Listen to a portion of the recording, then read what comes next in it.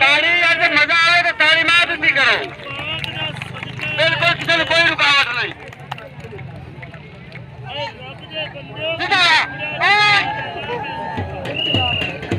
शानदार मुकाबला, शानदार पॉइंट आमिर गुजर कसूर का।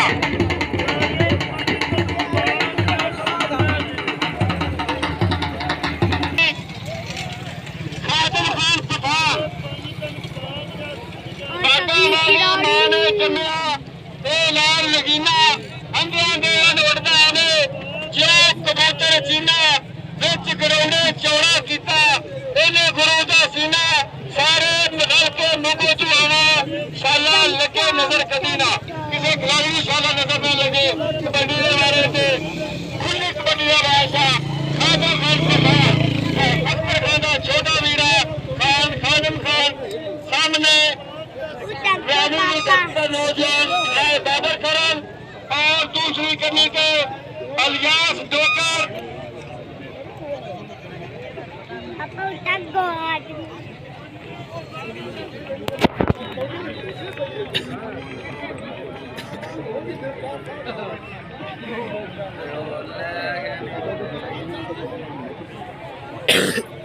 पानी पानी मुंडा कितने बना रही है, पानी जल्दी लाया तुम पता भी राय तो मैं पानी तो बगैर नहीं खेलता।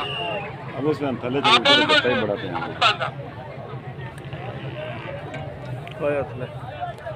और नाज इकबाल पाली बड़ा फुर्तीला टेक्निकल जाफी बाबर खान मुकाबला खादम पठान।